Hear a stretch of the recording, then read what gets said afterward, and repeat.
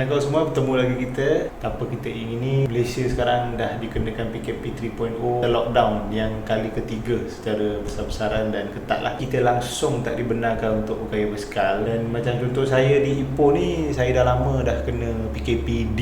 Kita di daerah Kinta, kita dah kena PKPD agak lama juga. So ini je cara kami untuk kayuh sebelum dah kedatangan PKP yang lockdown ni. Dan sekarang tiba-tiba satu Malaysia dah kena lockdown dengan SOP riadah yang lebih diperketatkan. So no more cycling. Okay, sebelum kita cerita macam mana nak set up ni, macam mana kita nak start indoor training secara bajet, maknanya kita nak gunakan perbelanjaan yang paling minima kalau boleh. Sebab kita tahu dalam keadaan lockdown ni, masing-masing ada struggle masing-masing dari segi kewangan. Yang mampu nak beli smart trainer, cerita lain, boleh beli. Yang tak mampu nak beli smart trainer, boleh tengok video saya buat perkongsian. So sebelum cerita-cerita setup ni, kenapa ada cooler kat situ, kenapa ada rak yang tak berlaci dekat situ, lepas tu kenapa ada tuala, kenapa ada kipas pula kat situ kan. Kita tengok dulu apa keperluan atau peralatan asas yang kita perlu untuk bantu kita dengan cara kita nak train dan juga untuk buat kayuhan kita lebih berstruktur, juga lebih seronok. Okay, so kita tengok yang tu dulu, lepas tu baru saya share. Biar murah tak apa, biar bajet rendah tak apa, yang penting kayuhan kita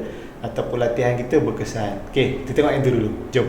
Okay, bagi seorang beginner, apa yang kita boleh kayuh atas indoor trainer ni kalau kita tak ada Zwift? Kalau contoh saya dari Google sekarang, macam mana nak jadi kuat lagi atas basikal, how to pedal faster, how to be faster on the bike, how to be a stronger rider, apa semua tu, Google, YouTube, apa semua, jawapan yang kebanyakannya saya akan jumpa, dia akan suruh buat training cadence, dia akan suruh buat interval. Apa cara-cara yang kawan nak improve di atas trainer ni, tu terpulang. Tapi macam contoh diri saya sendiri, yang saya nak improve sepanjang saya kayuh indoor ni ialah daripada segi cadence saya dan daripada segi interval. Sebab saya kurang buat latihan interval dan saya kurang buat latihan cadence. Jadi bila kita kayuh dengan orang-orang yang pro ni, saya dapat rasa yang saya jauh ketinggalan daripada segi tu. Jadi inilah masanya untuk saya improve. So kalau korang beli pun sekarang indoor trainer ni, percayalah pada cakap saya, satu hari nanti walaupun kita dah habis lockdown, ada gunanya, InsyaAllah. Sebab dia memang bantu kita daripada segi kita training. Pro rider pun sekarang diorang pakai Zwift smart trainer, diorang train dalam rumah je. Sekali weekend diorang keluar. Training kita lebih berfokus. Kita boleh fokus pada jadual training kita. Maknanya kita ada satu plan. Okay, hari ni nak buat cadence, kita betul-betul fokus pada cadence. Hari ni aku nak buat interval, kita betul-betul fokus pada interval. Macam contoh kepada saya memang nak improve saya punya cadence dan saya nak improve saya punya heart rate punya. Orang kata nak bagi heart rate ni cantik lah. So kalau kita tanya Sifu, kita tanya pro-pro pun memang diorang semua recommend untuk kita buat interval. Sama juga saya pun kalau tanya Sifu-Sifu saya, golongan yang pro ni, diorang pun memang suggest kau buat cadence, kau nak laju kau buat cadence, kau nak laju, kau nak tahan lama kau buat interval. Jadi sebab itu saya buat dua ni. Dari segi endurance, bukan saya tak nak buat, bukan saya kata saya dah hebat, tapi mental saya tak cukup kuat untuk saya kayuh kata 100 km. Memang pisang lah, memang petak lah kan. Kita nak duduk dalam 3-4 jam atas basikal tu. So saya harap nanti lepas dah lockdown boleh kayuh solo ke apa ke, saya boleh lah get back balik. Sebab saya percaya kalau interval saya buat dengan baik, cadence saya cantik, saya memang rasa dan confident yang saya punya endurance cepat je. Kalau kata kita nak dapatkan balik tu 1 km tu, insyaAllah cepat. Sebab form kita kayuh tu dah betul, dah cantik, heart rate semua dah power, insyaAllah. Jadi inilah keperluan-keperluan asas dia. Okay, so saya akan share satu persatu. Tapi terpulang, kalau saudara-saudari ada kemampuan lebih nak beli apa yang tak ada di sini, boleh beli. Kalau saudara-saudari tak ada kemampuan pun boleh beli. Saya akan share nanti step by step. Beli sikit-sikit dulu, step by step. Okay, jom kita start. Tajuk dalam video saya ni lebih, skop dia lebih fokus pada orang yang dalam bajet ataupun dia nak belanja seminima yang boleh. Kalau orang yang ada bajet, tak ada masalah untuk beli smart trainer. Tapi smart trainer ni jangan pakai beli je. Saudara-saudari kena buat study juga mana yang accuracy dia bagus. Sebab kalau saudara-saudari pakai beli je dekat luar sana, ada yang dari China, ada yang bukan dari China tapi bukan UCI spec, bukan UCI standard. Jadi apa akan jadi? Bila saudara-saudari kayuh dalam Zwift tu, bacaan power meter semua tak sama. Bila bacaan power tak sama, speed tak sama. Contoh dia paling mudah macam ni lah. Orang tengah 200 watt, kita punya meter baca 300 watt. So 100 watt memang banyak beza. So dalam game tu, dalam Zwift tu, memang kita akan potong ke semua orang. Tapi bila kita kayuh balik nanti lepas lockdown, sudah asal aku rasa penat ni. Sebab sebenarnya bacaan kita tak tepat. Ya, ada trainer, kalau saudari buat Google review, ada trainer walaupun harga dia mahal tapi bacaan watt dia boleh beza 100 watt. Saya ada jumpa video tu. Tapi saya tak nak share lah brand apa, sebab ramai yang beli brand tu. Tapi kalau saya tanya kawan-kawan saya yang dah lama kayuh kan, yang pro-pro lah, diorang pun suggest saya untuk kalau nak beli yang accurate, kita spend duit beribu-ribu. Of course, kita bukan nak kayuh saja, betul tak? Kalau kita nak kayuh saja, kita boleh beli basikal yang indoor tu, 3-400 pun ada. Kalau kita pakai smart trainer dengan Zwift, kita memang nak kayuh untuk kita improve. Dah keluar duit banyak macam tu, kita mesti nak improve dengan cara yang betul. Tapi saya sendiri pun tak boleh nak ulas lebih lanjut, sebab saya sendiri belum mampu nak beli smart trainer. Saya cuma kayuh macam korang tengok tadi, pakai trainer saja. Dalam cerita ni, sama ada saudara-saudari beli roller. Sebab sekarang saya tengok roller pun dalam 200 lebih hingga 300. Murah lagi pun ada. Kalau saudara-saudari nak beli trainer, macam saya punya tu, brand Minura tu, saya beli second hand Harga dia saya beli 400. Pada waktu saya beli tu, keadaan dia masih baru, masih baik, dia pun branded. Jadi 400 tu bagi saya pada ketika itu berbaloi lah. Kalau roller dan trainer, cerita dia sama je. Kita ada barang-barang kat depan ni, korang boleh tengok. Sebab saya nak share kat korang macam mana korang boleh buat kayuhan tu. Orang kata dia ada jadual lah, atau ada training plan. Sebab kalau kita kayuh atas trainer indoor ni, tolak cerita smart trainer, kita senang jadi boring lah kan. So nanti saya akan share setup sana, saya akan sambung balik untuk setup. Tapi sekarang ni kita share keperluan asas. First kali kita mesti kena ada benda ni lah. Okay, heart rate monitor saya pakai Brighton je. Ni pun dah hilang lah tulisan, dah nak hilang lah tulisan. Saya pakai Brighton.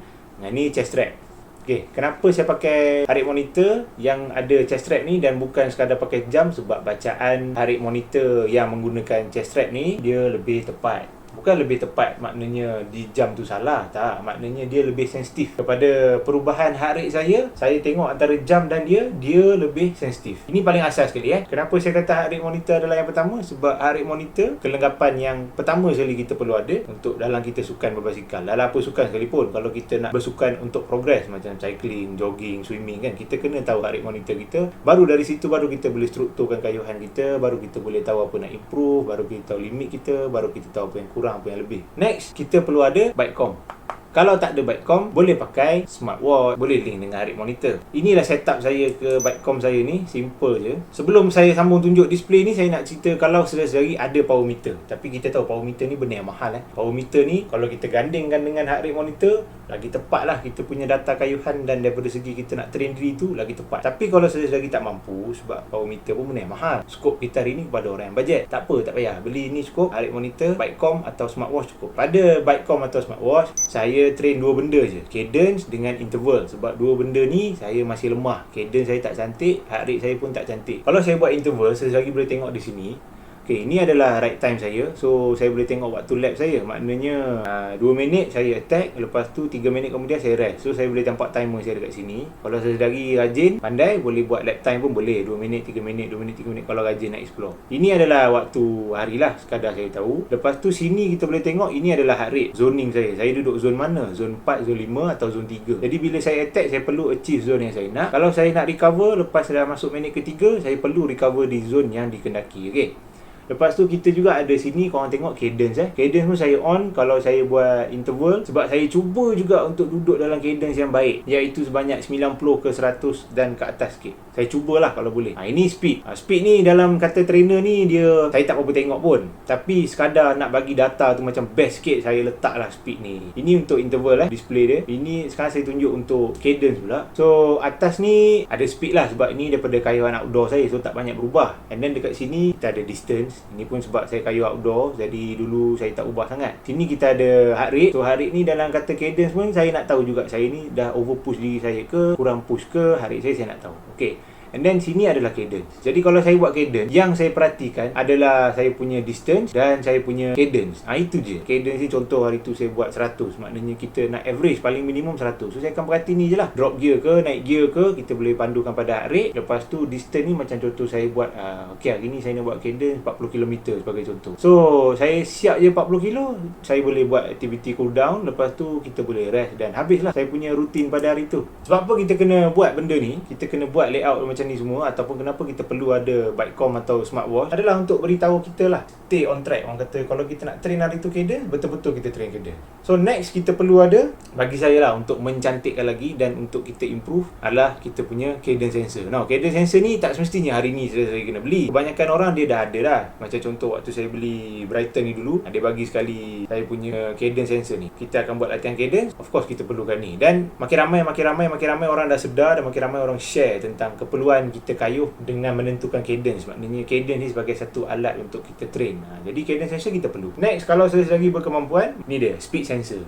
Jadi kalau sesekali kayuh dalam rumah atas trainer yang bukan smart trainer macam saya pakai ni, kalau tak ada speed sensor, kita tak boleh nak tahu jarak, kita tak boleh nak tahu kelajuan kita waktu kayuhan. Of course lah, bila kita kayuh indoor atas trainer, bukan smart trainer, maknanya bacaan speed kita, jarak kita tak boleh expect dia sama dengan keadaan luar. Pada asalnya saya tak pakai. Saya lebih pakai data ni je, cadence dengan heart rate. Tapi bila kita letak di Strava, bila kita siap kan, dia link dengan Strava, dia jadi macam kekok sikit lah data kita. Speed kosong, distance kosong. So sekadar saya nak mencantikkan lagi orang kata data, itu individu. Tapi saya prefer untuk ada. Kalau kayu outdoor saya tak pakai pun, tapi sekadar kayu indoor saya nak tahu distance, speed, anggaran je lah. Saya memang tak percaya dengan speed saya kayu dalam trainer ni. Saya tahu dia mesti kalau dalam keadaan luar mungkin drop lagi. Tapi tak apalah, sekadar macam saya cakap tadi, untuk mencantikkan data. Okay, so ini keperluan dari segi teknikal kan. Okay, kita dah ada. Daripada segi fizikal pula, kita perlu ada ni lah kawan baik kita. Dalam kata kita kayuh secara indoor ni, tengok dah lusuh dah botol air ni, macam-macam sagat, macam-macam kesan ada. Kita kena jaga hidrasi dalam badan sebab kita duduk dalam ruangan yang tertutup. Tak kisahlah kalau ada hall dekat rumah anda, ada aircon ke apa ke, hidrasi kena jaga. 10-15 minit minum sikit-sikit. Satu botol ni cukup lah untuk satu sesi. Badan kita akan panas kalau sedari punya ruang tu kecil. Macam setengah orang dia train dalam bilik yang kecil, dia lagi terkuat, ada matahari bahang dan sebagainya, lagi terkuat bilik tu. So lagi sekali saya ulang, air make sure ada kalau kita nak kayuh indoor. Okay, sekarang jom saya share macam mana saya set up saya punya basikal secara bajet je, tapi boleh bantu saya dalam saya buat kayuhan ikut plan yang saya nak. Maknanya cantik lah saya punya kayuhan tu, cantik. Walaupun tak laju, walaupun tak lama, tapi cantik. Okay, jom. Okay, untuk first kali yang kita perlukan bila kita sebut kayuhan indoor, of course lah kita perlukan peralatan mekanism, sama ada roller ataupun trainer. Macam saya sebut, trainer ni saya dah beli lama dah. Kalau tak ada trainer, pakai roller, konsep dia masih sama dari segi heart monitor, cadence, speed sensor, bike-com atau smartwatch. Lepas tu dari segi setup pun yang bezanya kalau anda pakai roller cumalah wujudnya trainer atau wujudnya roller, itu saja di sini. Yang lain sama. Kenapa tiba-tiba sini ada kipas kan? Tujuan dia untuk saya sejukkan motor So motor ni bila kita kayuh, kawasan sini, roller ni dan motor ni dia akan jadi panas So seperti kita tahu, mesin bila kita kaitkan dia dengan haba, dia tak pernah elok. Macam dari segi kereta, motor kan, apa-apa semualah, haba ni dia bukan kawan baik kepada mesin. Jadi panjangkan lagi jangka hayat dia, saya pairkan dengan kipas lah, jadi boleh bagi dia lebih sejuk. Jadi jangka hayat mesin itu sendiri boleh dipanjangkan lagi, sebab panas ni apa-apa pun dia akan bagi, orang kata dalam bahasa putih, wear and tear. Kalau bahasa kita, dia akan haus lah, cepat makan, cepat haus semua benda. So itu je sebab. Tapi benda ni nak letak tak nak letak terpulang, tapi saya letak sebab saya rasa perlu untuk saya bantu memanjangkan lagi jangka hayat mesin ni. Okay, ni trainer saya Minura. Model saya tak pasti berapa sebab Minura ni dia ada banyak jenis, ada yang beginner, ada yang advance. Tapi ni bukan smart trainer ni memang sekadar trainer untuk tayar ni golek je. Daripada segi nak letak tayar ni pula, sini saya ada cara nak mengetatkan dia lah, untuk rapatkan dia dan jarakkan dia dengan tayar sekadar bersentuhan saja, tak perlu terlampau rapat sangat atau kuat sangat menekan. Tayar kena pastikan dalam tekanan yang tinggi bagi dia keras. Kalau dia tekanan yang lembut, makin banyak permukaan tayar ni akan bersentuh dengan penggolek ni, so wear and tear lagi banyak Sebelum saya kayuh ni, tayar ni saya dah bersihkan dulu supaya dia tak mengotorkan roller ni. Kaki ni semua biar buka stable lah. Right. Speed sensor macam tadi saya dah buka untuk tunjuk, saya akan letak di hub belakang lah, sebab ini yang bergerak. Belakang tayar depan kita stationary. Okay, jadi kita dah settle bab trainer dengan kipas tu. So floor mat ni kita bantu alaskan saya punya peluh lah. Dan lepas tu tuala ni untuk saya just cover lah bahagian ni, untuk saya cover bahagian stem yang mana boleh, untuk kurangkan kena peluh, itu saja. Lepas tu kalau saya kayuh, saya boleh capai ni dan saya boleh lap saya punya muka lah dan tengkuk kalau peluh tu berlebihan. Okay, ini tempat saya letak bike-com. Saya pun tak ada letak dia punya holder kat sini. Kalau ada holder kat sini lagi best lah, terpulang. Okay, apa guna rak yang tak belaci ni? Kalau kata dalam keadaan saya kayuh, dekat lebih kurang sini lah, lebih kurang sini akan duduk saya punya phone. Kalau saya ada iPad, ni lah kita punya benda yang boleh bantu kita hilang boring lah. So macam saya pilih untuk letak phone kat sini. Kesesuaian tinggi dia sesuai dengan basikal. So bila saya ride, saya nak sentuh phone senang, saya nak ubah volume, nak ubah episod ke apa, senang. So cooler ni memang semata-mata untuk saya sejukkan badan lah, tak ada guna lain, yang memang untuk sejukkan badan. Hala ke saya, atas pun ada kipas, tapi kita nak lagi sejuk, saya memang pakai cooler lah. So apa benda yang saya sedari nak tambah, boleh tambah. Apa benda yang sesedari tak nak tambah, tak payah tambah pun tak apa. Okay, so sebelum saya endkan video saya, tamatkan video perkongsian kali ni, satu lagi saya nak pesan tadi, kalau boleh lah, sebab kita kayu indoor ni, kalau boleh saya pun dah order tayar yang lebih murah lah untuk kita tukar tayar belakang ni. Macam ni korang tengok saya pakai, macam ni saya pakai Vittoria Corsa. So kalau boleh, sayang lah tayar performance ni kita buat kayu indoor kan. Kalau boleh saya memang ingat saya nak tukar tayar yang murah lah, yang brand-brand China mari pun cukup. Depan tak payah apa dah, sebab depan tak ada pergerakan, yang belakang je. Sayang lah wear and tear tayar kan, kayu banyak mungkin sebulan 2 bulan kita pun tak tahu berapa lama kita akan kayu dalam rumah. Tu sayang, tu saya akan tukar lah pada tayar yang murah sikit. Itu pun sama terpulang individu. Kalau kita sayang tayar boleh tukar, kalau kita rasa macam tak ada apalah, kita kayu luar pun sama je, terpulang. Tapi kalau tanya saya memang nak tukar lah, sebab sayang tayar ni nanti banyak habis kat dalam indoor je. Kita nak pakai dia untuk performance, kita nak pakai dia dekat luar. So saya harap korang semua boleh stay fit, boleh kekal kayuh walaupun kita dalam lockdown. SOP kita kena jaga kesihatan pun kita kena jaga, training kita kena jaga kalau kita nak improve. Kalau sesedari kata bang tak apa bang, saya jogging je, saya skipping je, sebenarnya muscle group kita berbeza bila kita cycling, jadi otot yang digunakan berbeza. Kalau kita tak cycling langsung 2-3 bulan, nanti bila kita start balik kita akan menghadapi kesukaran ataupun pancit jugalah, sebab muscle group kita, kumpulan otot yang kita pakai tu dah start mengecut sebab dia dah lama tak bergerak. So kalau boleh stay fit, stay healthy. Okay, kita jaga kita, get vaccinated jangan lupa. Tengok dekat My Sejahtera, kita stay alert semua. Roller atau trainer itu tak penting, kemampuan setup apa sekalipun itu tak penting, itu semua ikut kemampuan. Okay, macam saya yang tak berlaci tu je kan, letak phone je, tak perlu iPad, tak perlu TV.